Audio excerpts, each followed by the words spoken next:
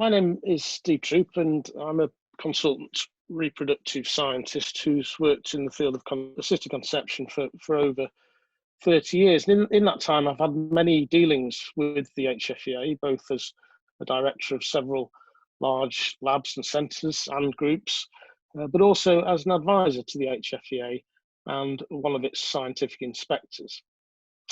So in this presentation, I'm going to walk you through the steps that are required to apply for an HFEA license to perform PGTA in your clinics. And I've tried to add in a few tips and tricks along the way to facilitate that process.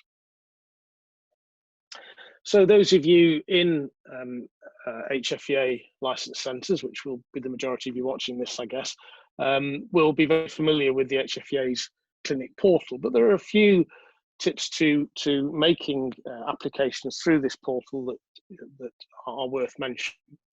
Firstly, the applications are considered within the HFEA by committees that have lay members. So it's important that documentation is written in a way that lay members of these committees can understand it. So keep it simple. Define any abbreviations. We're all very good at making up our own abbreviations within our clinics, but make sure that these are clearly defined. Let your HFEA inspector know that you are going to make an application. They may be able to help from within the HFEA as the application proceeds. And give them everything that they ask for. As you'll see, as this presentation progresses, there is a lot of information required to make these variations to your license. And finally, it's important to realise that the HFEA state on their website that they aim to process applications within 4 months of receiving the application and all the documentation. So in terms of planning when these services can start, you need to build that time period into the business plan. So moving forward now, I'm going to show a series of screenshots of the clinic portal, and in order to get to the correct page to start making the license variation application, this is where you need to go: licensing and applications, new licenses, returns and applications, license variations. So not the pre-implantation genetic diagnosis tab there, but license variations. And then that will take you to variation of HFEA treatment and storage license with PGD, but that is also where the PGS application lies. So looking at some of the things on the application form itself, it will ask you for corporate information. It will ask you to confirm the license activities that already take place within your license. It is very important that you compare what you put onto the application form with what is on your existing license. Get it right, and don't give them any bullets to fire, as it were. In terms of the correct box to tick when you get down to the testing embryos section, that is quite simply to tick PGS as a proposed activity. But in addition, and my apologies that this is getting a little bit small now as a screenshot, but in addition, I would suggest that you tick blastocyst biopsy as a proposed activity under the using embryos for the purposes of training persons, as this will allow you to then use embryos to train embryologists to perform biopsy procedures.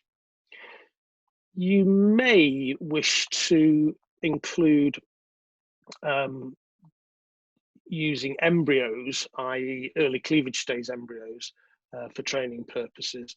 But again, you'll have to submit paperwork in support of that. And this may not be necessary if all that you are proposing to provide in your clinic is indeed blastocyst biopsy. The application form will then ask you to provide a reason for the change in license treatment. and some information about expected volumes. This is very simple. The obvious answer is that you would want to provide a pre-implantation genetic testing service for aneuploidy. And then we'd suggest that perhaps you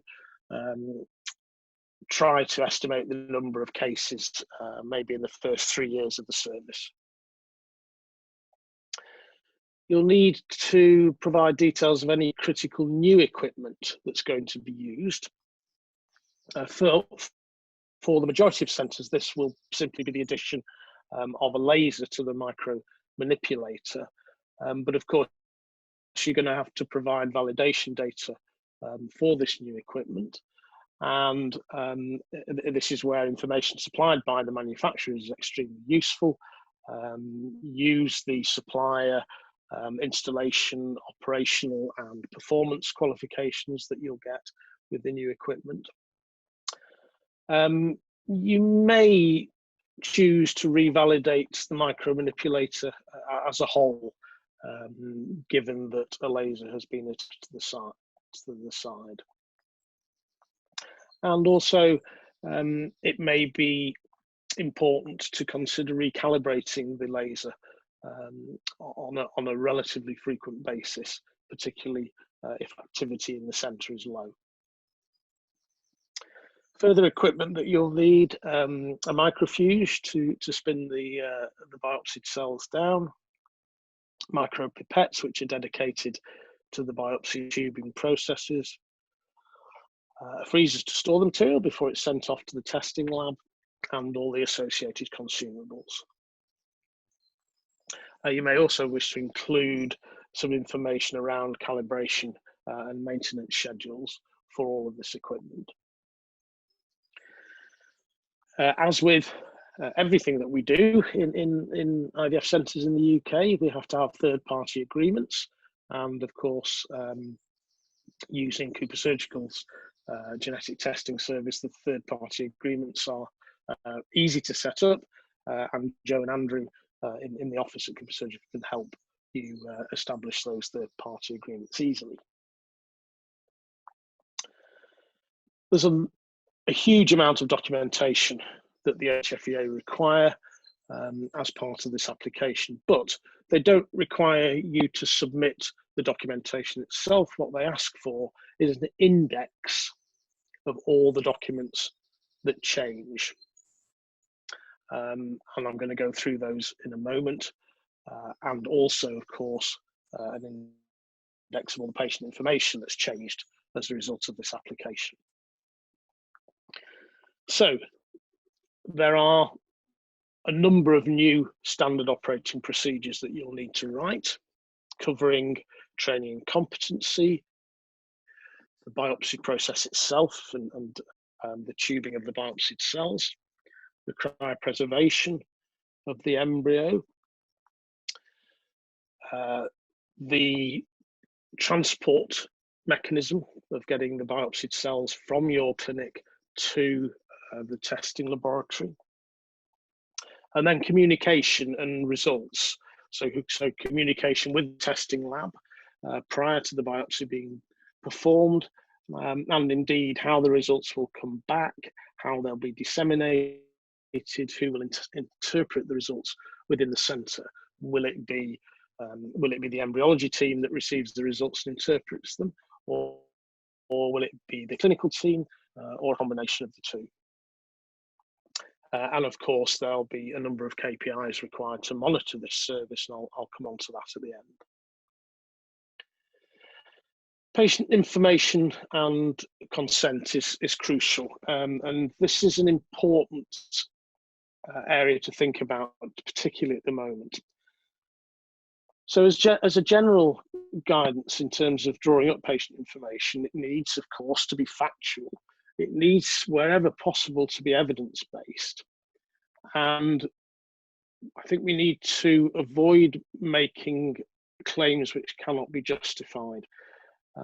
And just thinking about the current situation in the UK, I think it's prudent to be mindful of the HFEA's stance at the moment when you're writing the patient information. Consent, of course, there'll need to be new consent forms for these procedures, and you might wish to include, for example, in the initial consent, the fact that embryos which are tested and deemed to be genetically abnormal will be discarded, and you're effectively getting the patients to consent for that well in advance of the procedure.